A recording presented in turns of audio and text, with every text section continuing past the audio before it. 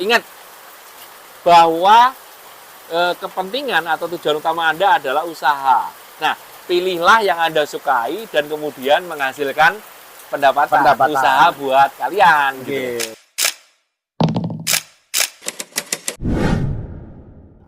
Jadi, breeding itu adalah usaha di mana mendapatkan uang itu dari hasil anakannya. Induknya tetap kita miliki, nggak kita jual. Kandang ya Pak ya? Ya, itu namanya breeding. Kalau fattening, bahasa Indonesianya kan penggemukan. Nah, penggemukan tuh menggemukkan dari yang kurus jadi gemuk. Gitu kan? Nah, biasanya Bismillahirrahmanirrahim. Assalamualaikum warahmatullahi wabarakatuh. Welcome back to my channel, teman-teman. Selamat datang kembali di TNG Farm Klaten. Oke, ini kita sudah sama beliau, Bapak Eko Utomo. Kita akan sapa dulu. Selamat siang menjelang sore, Pak Eko. Selamat siang, Mas Satya. Halo kawan-kawan dari domba kita. Gimana kabarnya nih, Pak Eko? Baik, aman. Salam sukses buat teman-teman semua ya. Siap, Pak. Untuk melanjutkan di seri berternak domba modern ala TNG Farm, ya. Untuk yang kemarin kan sudah seri 1 antara berternak kambing atau domba ya, Pak ya? Ya, pilihan. Oke, mau berternak kambing atau domba. Ya. Sekarang seri kedua. Untuk seri kedua ya, Pak ya. Ini di antara teman-teman tuh mau milih breeding atau ke fattening penggemukan ya Pak domba ya. Mau gitu, Pak. Mau breeding atau fattening domba. Nah, pilihannya misalnya ya, kita kerucutkan karena ini kan domba kita, betul, bukan Pak. kambing kita. Makanya kita sebenarnya antara kambing dan domba itu mau gua silakan berdasarkan video yang kemarin. Betul, Pak. Nah, ini sekarang karena domba kita kerucutkan ke domba. Nah, pertanyaannya adalah mau fattening atau penggemukan atau breeding. Breeding itu kan pengembang biakan. Mau pilih yang mana? Oke. Mas, kita harus kembali lagi nih ke kemarin ya. Di definisi usaha. Ini kan usaha ya, bukan usaha, betul, Pak. Usaha itu suatu aktivitas untuk menghasilkan cuan, betul sekali. Nah, sekarang pertanyaan yang berikutnya adalah breeding dan fattening. Itu apakah mana yang akan lebih menghasilkan cuan untuk Anda loh ya? Karena masing-masing orang itu bisa berbeda konteksnya. Ya, betul, jadi misalnya buat si A, breeding lebih menghasilkan, buat si B, fattening lebih menghasilkan. Nah, sekarang kita kupas dulu Mas ya. Siap. Breeding itu apa, kemudian fattening itu apa. Nah, dan mana yang lebih menghasilkan ya Pak ya? Dua-duanya harus menghasilkan. Harus menghasilkan kita bandingkan ya, Pak, ya? plus minusnya apa. Oke, Pak. Siap. Nah, yang pertama itu terkait dengan yang namanya atau definisinya dulu ya.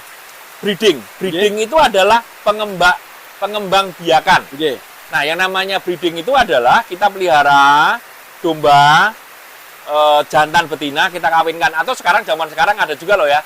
Langsung misalnya beli domba buntingan. Nah, beli domba buntingan atau juga jantan dan betina misalnya seperti ini gitu ya. Atau di kanan kiri kita ya. Ini ada pejantannya misalnya awasi. Kalau yang di sini pejantannya adalah dorper full blood ya Pak ya. Full blood. Ini awasinya F3. Kita kawinkan. Dijadikan satu di dalam koloni kawin. Betul Pak. Sesudah bunting. Sesudah bunting kalau di TNG itu dipisah di kandang maternity. Kemudian melahirkan. Cempenya kita pelihara, kita kasih crib feed. Betul. Crib feed itu apa nanti ya di seri-seri berikutnya. Sehingga kemudian sesudah 5 ya atau 6 bulan kita jual menghasilkan uang. Jadi breeding itu adalah usaha di mana mendapatkan uang itu dari hasil anakannya. Induknya tetap kita miliki, nggak kita jual. Kandang ya Pak ya? Ya, itu namanya breeding. Kalau fattening, bahasa Indonesianya kan penggemukan. Nah, penggemukan tuh menggemukkan dari yang kurus jadi gemuk, gitu kan? Nah, biasanya kalau yang penggemukan itu seorang peternak fattening itu akan beli yang namanya bibitan, Mas. Beli bibitan itu kan bibitan domba. Betul Pak. Beli bibitan, misalnya usia di bawah 8 bulan, bobot di bawah 20 kilo. Misalnya kayak seperti sekarang. Usia di bawah 8 bulan, bobot di bawah 20 kilo, karena nanti akan dijual pada saat misalnya korban. Hari raya korban. atau dijual untuk pejagal juga bisa sih. Siap. Tapi kebanyakan misalnya untuk korban. Nah, yang dilakukan oleh dia adalah membeli dari peternak lain, bibitan. Nah, kemudian dia pelihara 2, 3, atau ada juga yang 4 bulan. Targetnya apa? Bobotnya naik, Mas. Jadi misalnya dia beli di bobot 15 kilo. 1 bulan naik 3 kilo misalnya ya. 1 bulan 3 kilo. Jadi kalau dia pelihara 3 bulan naiknya 9 kilo. Dari 15 kilo beli, tambah 9 kan jadi 24 kilo. Nah, selisih dari kenaikan bobot tadi yang menjadikan keuntungan dia. Plus harganya naik, Mas. Sebelum hari raya korban misalnya harga bibitan 60.000 per kilo misalnya. Pada saat hari raya korban harganya misalnya 80.000 per kilo. Jadi dia untung 2 ya Pak ya. Yang pertama harga per kilonya selisih 20.000 ya. Yang kedua kenaikan bobot 9 kilo. Nah, itu adalah keuntungannya. Nah, itu breeding dan fattening. Sampai di sini jelas ya, rekan-rekan ya. Walaupun harus hati-hati, Mas. Pripun Pak? Bahwa breeder itu bisa sekaligus jadi fattening loh, Mas. Contoh, breeder kan tadi menghasilkan mengembangbiakan cempe kan? Betul Pak. Cempenya nggak dia jual di usia 5-6 bulan. Dipakai sendiri gitu ya Pak ya? Bukan dipakai sendiri, digemukkan sendiri. Digemukkan sendiri. Sampai menunggu hari raya korban. Jadi betul. breeder itu kalau tidak menjual cempe usia 5-6 bulan, misalnya cempenya udah pada waktu usia 5 bulan bobot 20 kilo. 20 kilo ya. Dia keep. Dia jaga nggak dia jual. Tapi dia gemukkan sendiri tambah 10 kilo dalam 3 bulan. Nah. Jadi 30 kilo. Nah, dia adalah seorang breeding, tetapi sekaligus seorang fattening. Iya. Nah, sekarang kan pertanyaannya, mau pilih yang mana? Apakah breeding atau fattening? Nah, saya lihat dari pasar dulu ya. Ya Pak. Kalau untuk pasarnya gimana Pak? Untuk saat ini Pak. Kalau untuk breeding, kan jualnya di 5 kilo, di 5 bulan atau 6 bulan tadi ya. Yang namanya breeding itu, kan usianya bisa beda-beda. Ya. Bulan ini jual, bulan depan jual. Jadi jualnya itu sebagian-sebagian. Kalau pengemukan, Mas, fattening, jualnya barengan nggak? Kalau pengemukan barengan Pak? Barengan. Nah, oleh karena itu teman-teman ingat yang kemarin. Untuk para Anda misalnya mau fattening, hati-hati ya. Pastikan sudah ada, kalau bisa nih ya, standby buyer. Standby buyer itu adalah pihak yang siap menerima hasil dari pengemukan kita, Mas. Sekarang bayangkan, Mas Satya nih, fattening. Ya Pak. 50 ekor. Wah, udah digemukin semua. Pada saat hari raya, ternyata networknya Mas Satya ini kurang bagus.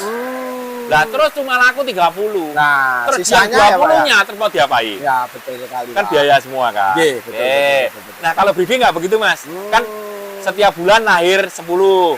Nah, nanti dijual 10 berikutnya, 5 bulan berikutnya kan beda-beda kan. Nah, artinya untuk pasar fattening harus dipastikan biasanya untuk pemula, kalau untuk fattening itu kerjasama dengan pihak atau mitra besar yang sudah biasa fattening. Sehingga pada waktu menjual itu gampang. Biasanya begitu. Kalau Anda mau fattening sendiri dan yakin bahwa pasarnya ada juga boleh. Gitu. Jadi plus minusnya begitu. Kalau terus kemudian yang kedua, yang namanya fattening, pengemukan, dijual untuk apa, Mas? Biasanya untuk konsumsi, Pak. Daging ya, Pak? Daging. Ya, betul, Pak. Daging itu harganya murah atau mahal? Mahal sih, Pak. Daging paling murah, no? Ya, daging kambing mahal kalau nggak ini. Kalau dibeli, kalau kita nggak punya duit, mahal, Mas. Ya, tetapi betul, di dalam skala beternak, pasar daging itu yang paling bawah, Mas. Paling bawah ya, Pak? Ya. Pasar berikutnya, segmen berikutnya namanya pasar breeding. Jadi misalnya ya, tadi harga daging itu 60.000 per kilo, betul kan? Ya, betul, Pak. Kalau breeding misalnya, saya mau breeding, mau beli misalnya cross texel. Cross texel, Loh, cross texel itu 80.000 kayak yang 75 atau 80.000 yang dijual di TNG itu murah Mas. Di luar itu lebih daripada itu. Nah, harganya lebih mahal dari daging. betul sekali Pak. Di atasnya lagi ada namanya kelas kontes atau hobi. Wah, ini mahal sekali. Mahal gitu. Pak, betul, Nah, betul. artinya apa? Kalau kita breeding, Nggih. kemudian kualitas dari atau komposisi ternak kita bagus Mas, Nggih. itu harga jualnya akan lebih tinggi daripada fattening Mas. Fattening. Contoh, nah ini nih, kebetulan ada di sini nih. Nih. Pejantannya adalah F3. F3. Awasi. Awasi ya Pak ya, Ya. ini ya Pak ya. Terus betinanya, Nggih. babonnya adalah cross. Cross macam-macam, ada cross awasi, cross Ada dorper, cross texel, cross ya, Pak, ya. texel, garut segala macam. Nggih. Nah, ini nanti anakannya Nggih. sebagian besar itu kualitasnya kualitas breeding, Mas. Jadi harganya akan di atas 60.000, 70.000 ke atas. Betul. Ada juga sih yang hasilnya kurang bagus, Nggih. dijual sebagai daging. Sama juga dengan nah ini nih.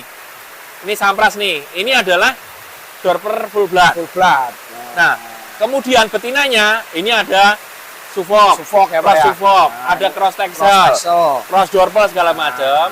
Nah, itu anakannya nggak akan dijual sebagai pedaging, Mas. Sebagai bibit. Sebagai Bibit ya, Pak, bibit ya? juga. Ah. Nah, harganya lebih mahal. Mahal. Oke. Betul sekali Pak.